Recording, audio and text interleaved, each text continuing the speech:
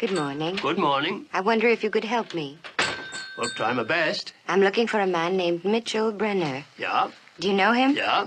Where does he live? Right here, Bodega Bay. Oh, yes, I know, but where? Right across the bay there. Where?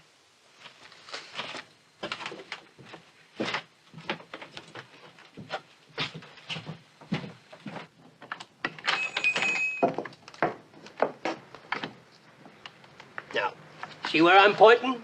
Yes. See them two big trees across there? You mean on the other side of the bay?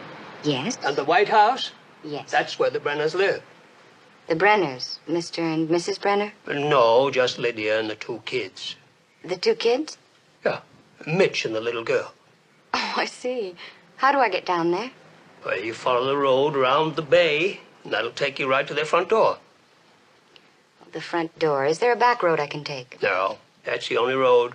You see, I want to surprise them. Oh? I don't want them to see me arrive. Oh. It's a surprise, you see. Well, you could get yourself a boat and cut right across the bay to their dock.